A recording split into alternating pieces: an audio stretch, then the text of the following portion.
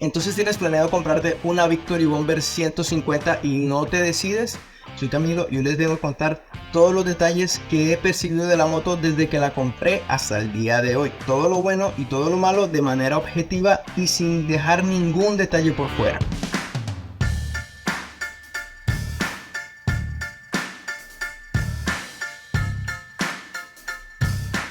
Lo primero que debo decir es que la moto es bastante incómoda tanto para conductor como para pasajero. La posición del conductor es bastante echada hacia adelante y con el manubrio muy bajito, lo cual hace un poquito complicado quedar bien acomodado. No te estás apoyando sobre tus glúteos ni sobre tu espalda, sino que estás apoyándote sobre tus brazos. Además de eso, la posición de los posapiés es un poquito retrasada y eso hace que la posición sea un poco más racing que cómoda. Claro, es un estilo café racer. Lo complicado que es cuando tienes que llevar peso en la espalda, porque todo el peso del maletín que lleves te va a quedar en la zona lumbar y eso va a hacer que tengas dolores en la espalda baja. En el caso del acompañante también hay ciertos problemas, ya que la silla es un poco dura para ambos casos y además al final de la silla en la cola tiene una leve caída, una leve inclinación hacia abajo que hace que cuando la moto arranque o acelere, el acompañante sienta que se va a ir hacia atrás, y las barras para que la persona se agarre no ayudan muchísimo. El tema del posapié alto para el acompañante sí resulta bastante tedioso y hace que las personas terminen con dolor de rodillas o con las piernas dormidas en trayectos muy largos. ¿Cómo he solucionado yo ese tema del pasajero? Pues uso una parrilla que tiene agarraderas y además de eso un baúl. Eso hace que la persona que va contigo se sienta mucho más segura, y si el baúl tiene cojín, mucho mejor, da mucha más comodidad. Una forma de solucionar también la posición del conductor es comprando un elevador de manubrio y por qué no retapizar la silla, ponerle de pronto otro tipo de acolchado, o si se puede, si hay el presupuesto, lo que son pads de silicona. Cuando nosotros recién salimos del curso de conducción, se nos enseña a manejar utilizando el tacómetro, el cuenta revoluciones. Nosotros aprendemos a realizar los cambios a cierto régimen de RPM, y pasa que aunque el tablero de la Bomber 150 es muy bonito con toda esa animación de inicio y todo, el problema es que no tiene cuenta revoluciones. Eso hace un poco complicado el tema de tenerla como primera moto. El manual tiene unas velocidades máximas en cada uno de los cambios, pero eso es durante el despegue. Cuando ya terminamos el despegue y nosotros queremos aprovechar el máximo torque o la máxima potencia que tiene la moto, lo tenemos que hacer a un régimen de revoluciones específico, y si no sabemos en qué régimen de revoluciones estamos, pues va a ser un poquito complicado llevar a la moto a su máximo rendimiento. Eso en el caso de si vamos a subir una loma o si de pronto vamos a aumentar la velocidad, a rebasar, lo que sea. Siempre es bueno tener en cuenta las revoluciones. ¿Cómo se soluciona eso? Tenemos dos opciones: comprando un cuenta de revoluciones aparte como el que compré yo, o si no, se compra un tablero completo que tenga cuenta de revoluciones incluido. Para ese caso hay que tener en cuenta que va a venir con el odómetro en cero y vamos a tener que o adelantarlo o empezar a tirar matemáticas, sumar y restar para el tema de los mantenimientos, cambios de aceite, etcétera, lo cual es un poquito tedioso. Los guardafangos son muy cortos y eso hace que se ensucien muchísimo. En mi caso eso ayuda a que me conecte un poco mejor con la moto en el tema de las lavadas, porque la lavo yo mismo. Pero quien no quiere fastidiarse con el tema de lavar la moto excesivamente o estar lavándola cada vez que llueve o cada vez que pasa por un pequeño charquito, entonces se puede comprar un extensor de guardafango para la parte de adelante, para el guardafango delantero, y se puede comprar un guardafango trasero para la parte trasera de la llanta para que no salpique todo el barro, toda el agua sucia hacia la moto. Eso también es bastante tedioso porque se suelen ensuciar las piernas del acompañante por la llanta trasera o las rodillas del conductor por la llanta delantera. Eso resulta un poco fastidioso.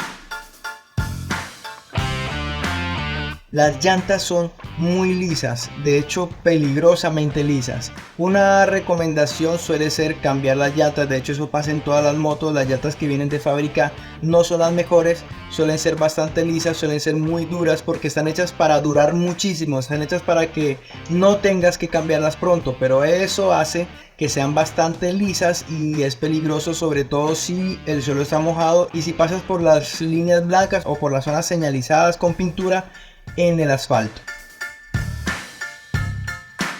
La moto anda muy revolucionada en cambios muy bajos y eso hace que se caliente un poco el motor y también hace que vaya un poco más lento. Una manera de solucionarlo sería cambiando el plato trasero o cambiando dientes también en el piñón de salida, pero sí es solucionable. De todas formas, tiene buen torque para la loma, no es la moto con más torque, no es la moto con más potencia.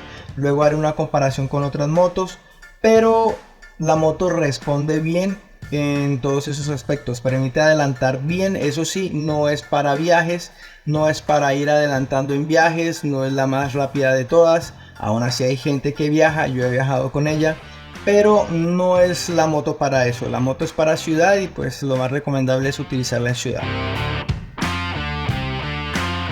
La farola delantera no alumbra casi nada, ni en ciudad ni en carretera, es decir, en carretera alumbra muchísimo menos. Así que pues como digo, no es recomendada para viajes de noche o de madrugada, de pronto de día sí. Y en la ciudad pues tenemos el problema de que a veces no vemos los huecos o baches que hayan en el camino. ¿Qué se recomienda ahí? Cambiar por una farola full LED, y si no hay el presupuesto, por lo menos poner unas exploradoras que permitan alumbrar mejor el camino.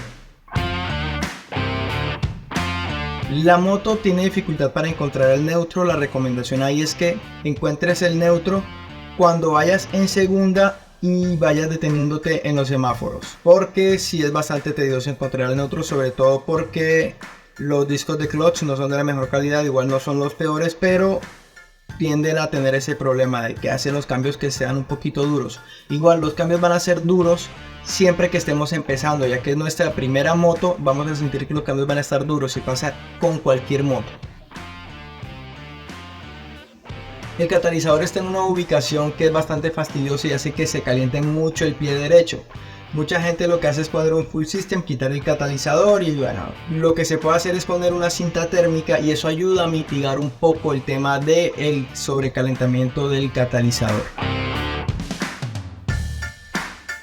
La pintura de la moto es bastante delicada, así que una recomendación es no lavarla nunca con hidrolavadora, y si se lava con hidrolavadora que sea con una presión muy baja, porque la pintura suele escarcharse rápido y comienza a tener óxido. Así que cuidado con la pintura porque es bastante delicada. Algo que también es bastante común en las Bomber 150 en la mayoría de los propietarios es que tiene una pequeña abolladura en el tanque, y eso sucede porque el tanque es muy ancho y el manillar es muy bajito. Entonces en ciertas caídas los comandos terminan golpeando el tanque y hundiéndolo. Una manera de evitar que eso suceda es, recién compras la moto, compra unas defensas tipo Stone como las que estás viendo aquí ahora mismo, y eso te va a ayudar a que la moto no sufra daños en el tanque. Yo voy a hacer un video de cómo instalar ese tipo de defensas, así que estate pendiente y suscríbete a este canal si piensas comprar la Bomber o si ya la compraste, porque este canal va a estar dedicado a las motos, pero como la que tengo actualmente es la Victory Bomber 150, pues sobre esa van a estar dedicados inicialmente casi todos mis videos. Muy bien, ahora sí hablemos de lo bueno. Preferí empezar primero con lo malo para no dejar que el video terminara con un mal sabor de boca, así que vamos a hablar de todas las cosas positivas de la moto. Como dije, las llantas son bastante duras, pero eso hace que duren bastantico. Además de eso, la moto, a pesar de que anda muy revolucionada, tiene buen desempeño en las subidas, así que pilas con eso, que eso va a servir muchísimo si vas a viajar y si vas a viajar por montaña.